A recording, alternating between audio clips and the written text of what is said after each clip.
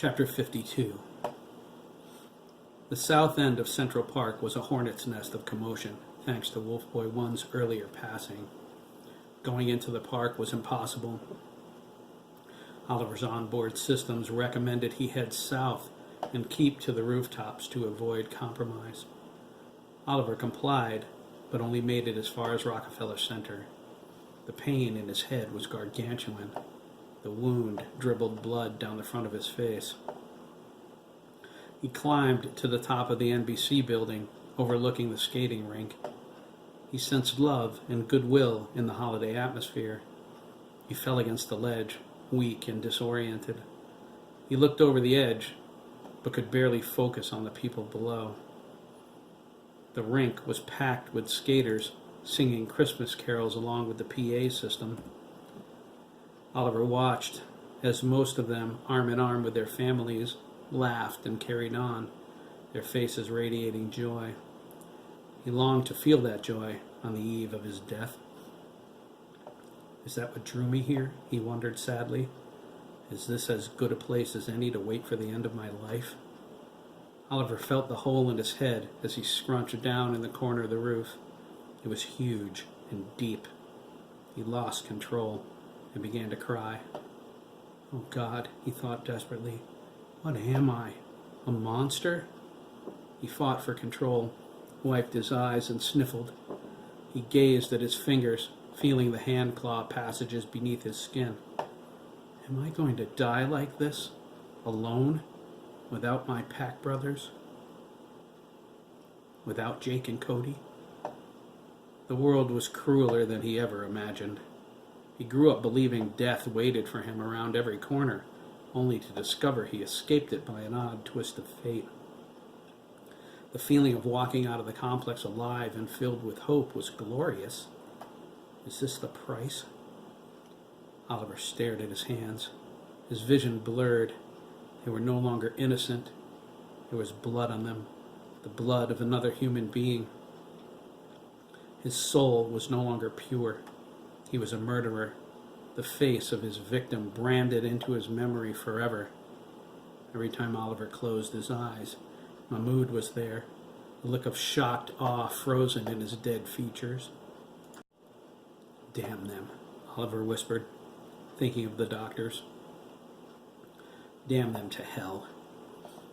Processing host request, Wolf Boy 1 said. Oliver jumped at the sound of its voice. It was everywhere. Each time it spoke, Oliver nearly wet his breather unit. He hadn't heard it at all since ordering it to shut up. Unable to comply, it said, the existence of hell is not logical. No, Oliver asked, hugging his knees. Then where am I right now, huh? Wolf Boy 1 considered this and replied, Host is in Manhattan, New York. Oh, just be quiet, Oliver said, wincing at the pain. Just let me die in peace, all right? Host wishes organic function termination? Wolf Boy 1 asked, confused. Oliver felt he was fading. Of course not. Then why would Host allow it?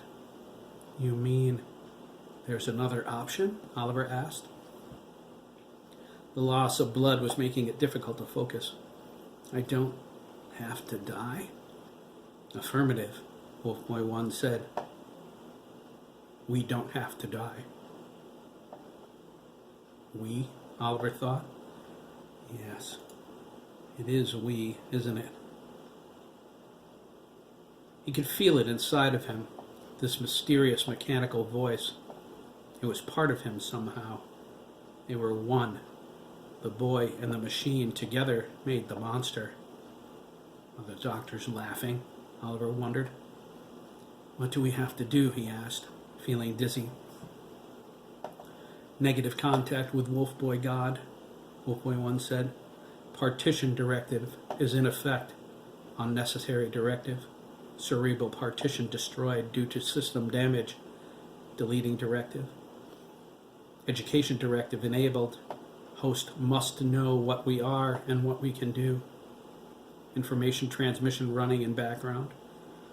Estimate 2 hours to completion. Host thought emissions monitoring is offline. Verbal communication from host is required. Nano repair system offline. External uplink necessary to effect repairs.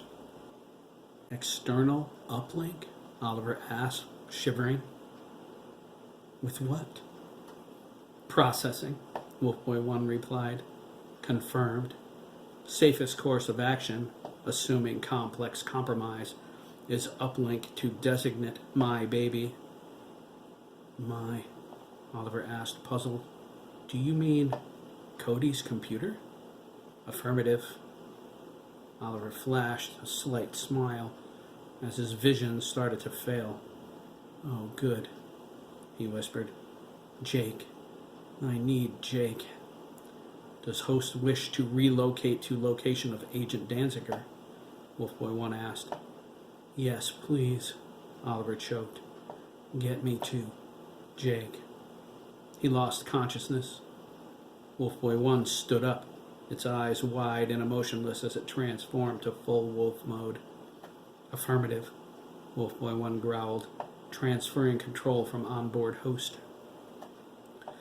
Wolfboy 1 searched its memory and located the inputted flight back to Chicago.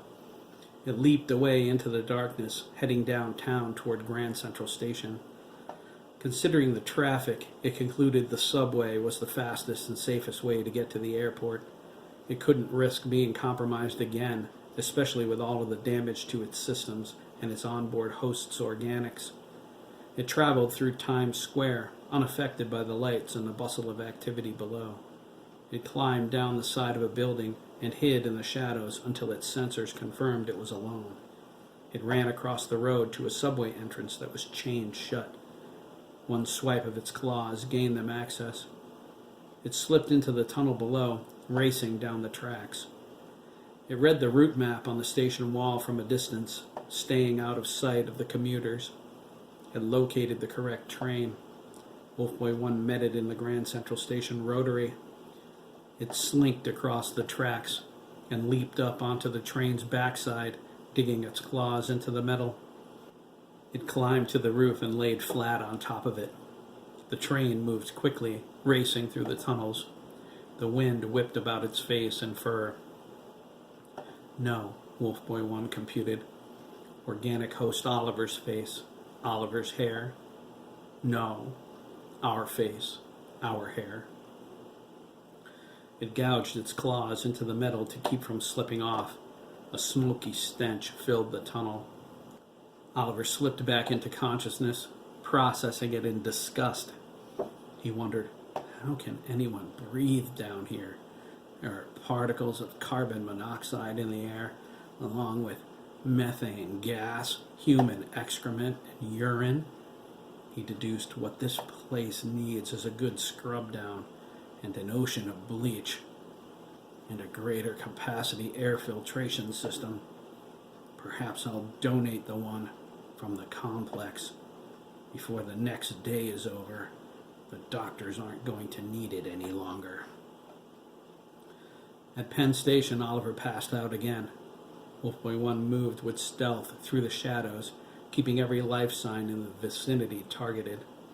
It switched from a subway train to an Amtrak train, deducing it would bring them closer to the airport quicker without all the stops. When Wolfboy 1 was close enough to the airport to make the rest of the trip on foot, it sprang from the train and slipped unseen into the Steinway section of Queens. It cut through LaGuardia's fence with its claws. It sped across the property, tapped into the control tower's computer system, and located the flight. When the plane taxied to the runway, it launched out of the grass and climbed up the landing gear. It hid in the landing gear compartment. It intercepted the tower, notifying the pilot of the flight's delay due to inclement weather in the Midwest. It accessed the plane's onboard computer and compensated for their extra weight. Its thoughts focused on a solitary goal: survival.